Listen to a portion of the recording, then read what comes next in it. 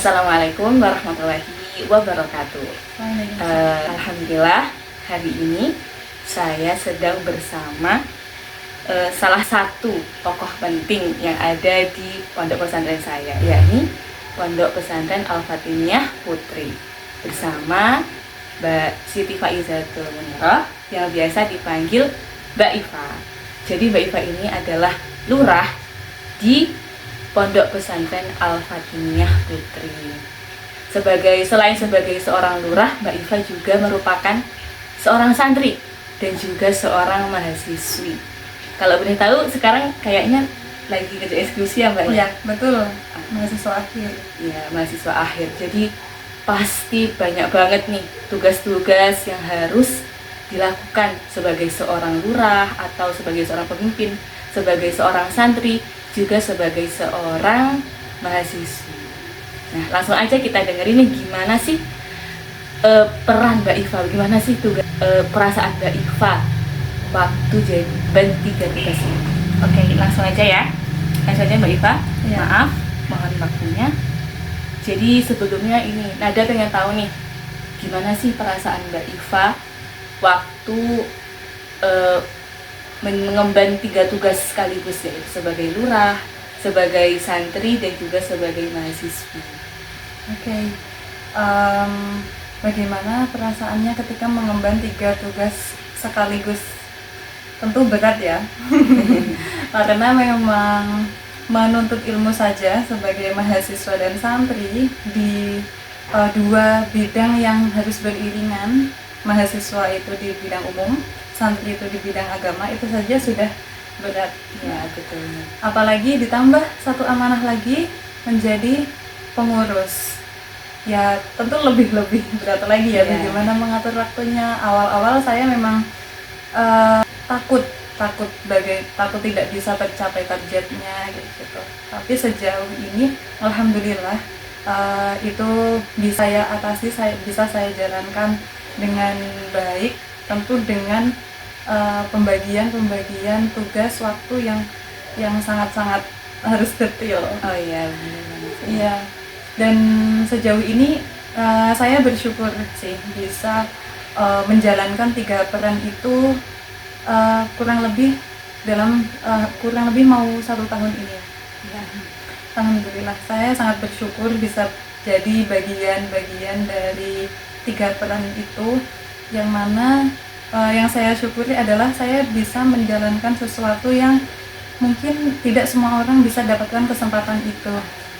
Ya meskipun itu sangat berat, tapi saya yakin kalau Allah menentukan jalannya seperti ini, pasti saya mampu.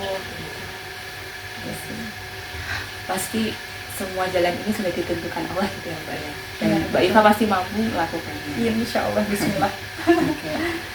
Baik, selanjutnya. Nah, sebenarnya dari ketiga peran tersebut, apa yang mampu membuat Mbak Iva termotivasi untuk terus melakukan tiga tanggung jawab yang besar tersebut, Mbak? Kalau boleh tahu. Motivasi yang paling membuat saya bisa bertahan sejauh ini adalah ini sih. Ada satu makalah dalam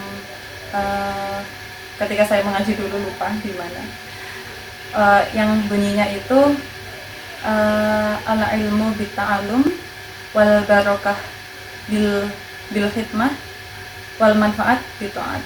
Nah, itu yang sejauh ini saya pegang, karena memang awalnya al ilmu bit ta'allum ya kita jalani sebagai mahasiswa dan sebagai santri.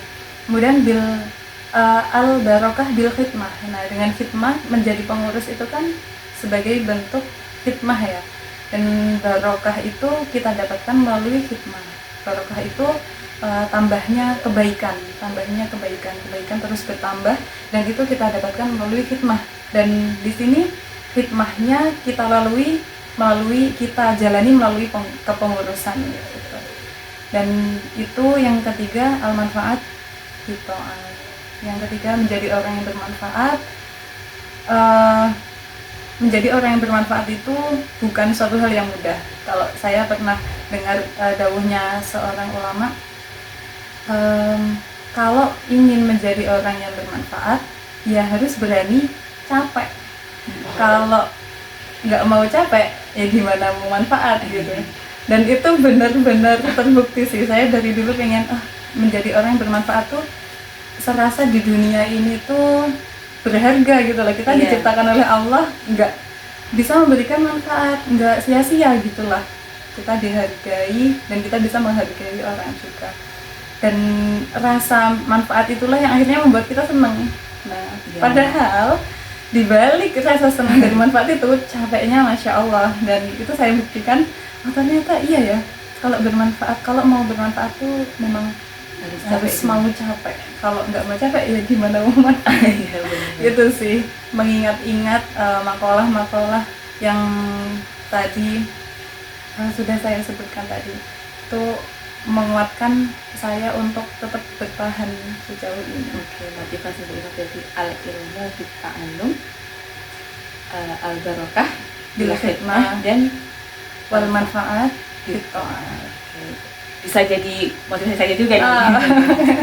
Oke, yang selanjutnya, nah dari 3 tanggung jawab itu kan pasti banyak waktu yang harus dikorbankan gitu ya Mbak. Maksudnya kayak apa, waktu ada yang berbarengan, mungkin waktu Mbak Iva mau kuliah, ada waktu mau ngaji, atau juga waktu harus dipanggil Bu Nyai kayak gitu kan. Nah, bagaimana nih cara Mbak Iva supaya ketiga tanggung jawab itu bisa tetap terus berjalan tanpa mengesampingkan tugas-tugas yang lain kan? Iya, memang 24 jam rasanya kayak kurang.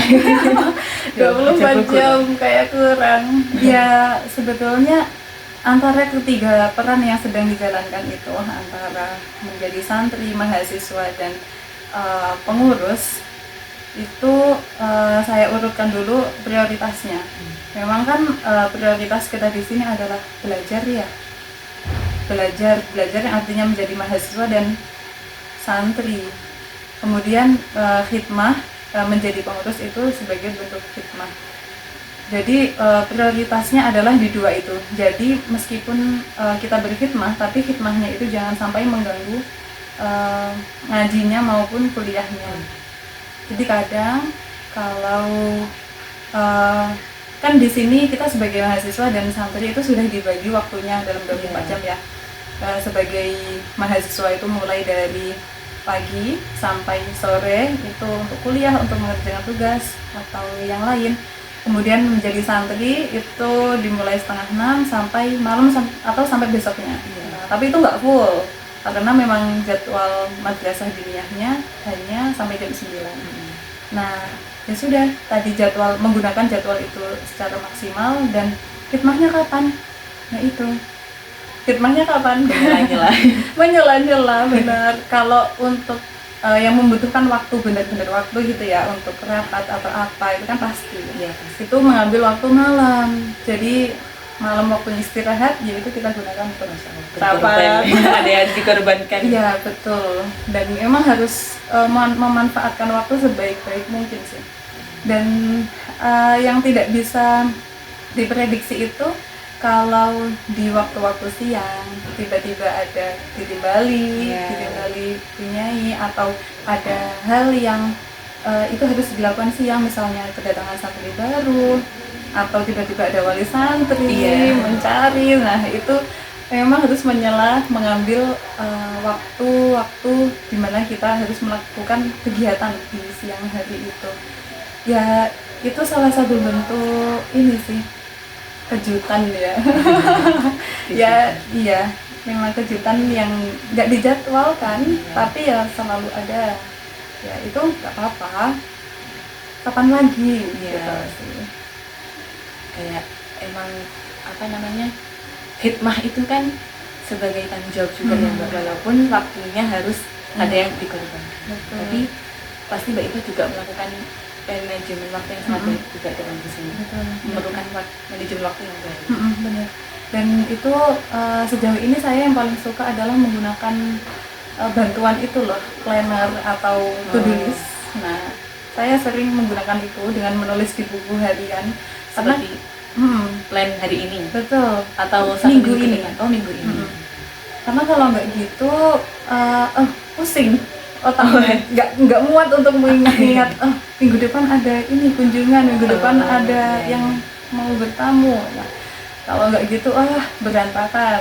Makanya saya menggunakan batuan gitu, catatan harian setiap hari di buku gitu.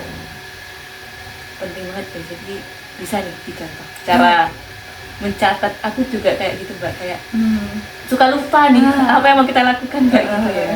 Ya benar-benar itu membantu banget sih menurutku dengan journaling gitu ya. Iya. Benar-benar. Terima kasih Mbak sarannya. Nah, kalau kita simak nih penjabaran yang panjang dari Mbak Iva sebagai lurah saya, sangat Masya Allah ya. Jadi 3 peran ini sangat dilakukan dengan sangat baik, sebagai pengurus, sebagai santri, dan juga sebagai mahasiswi. Nah, untuk terakhir nih Mbak, coba pesan saya aja juga di sini sebagai seorang santri, juga sebagai seorang mahasiswi, apa pesan buat saya yang masih pemula banget nih ya, digonjang-ganjing dunia luar gitu ya Mbak. Kan Mbak Iva kan sudah menapaki banyak jalan, maksudnya sudah lebih lama dari saya. Kalau saya kan masih baru. Nah, di antara banyaknya rayuan di godaan luar sana untuk yang ngekos, untuk apa kehidupan luar yang enggak, kita kan di sini banyak peraturan, kan di luar kan nggak terikat dengan peraturan. Jadi apa sih pesan supaya saya tetap bertahan untuk tetap kuat dan juga apa bertanggung jawab sebagai seorang santri, juga sebagai seorang mahasiswi? Iya, pesan dari saya adalah ingat tujuan akhir kita menapaki jalan yang sekarang. Jalan yang sekarang kita tempuh adalah sebagai santri, sebagai mahasiswa, dan mungkin nanti jika kita diberi kesempatan untuk berkhidmah juga, dan semua itu akan kita dapatkan, kita kolaborasikan jadi satu. Dan nanti di akhir jadilah santri yang memiliki ilmu, dalam artian bukan hanya mengaji aja, tapi juga memiliki ilmu umum, dan menjadi mahasiswa yang berakhlak, mahasiswa dipadukan dengan pondok pesantren, mahasiswa yang berakhlak, dan akhirnya hidupnya bisa bermanfaat dengan berkhidmat. Khidmat bisa kita lakukan dengan jalan apapun. Terima kasih banyak pesannya. Jadi tetap bertanggung jawab sebagai seorang santri, seorang mahasiswi, dan juga khidmah itu ya udah sesuai jalannya aja. Karena bisa dilakukan kapanpun, Iya, betul. dan dimanapun. Oke, terima kasih banyak Mbak Iva atas waktunya. Sama-sama. Sangat menambah tangki isi hati saya. Jadi kayak banyak mindset baru dari peran Mbak Iva yang sangat luar biasa di Pondok Pesantren Al-Fatimah.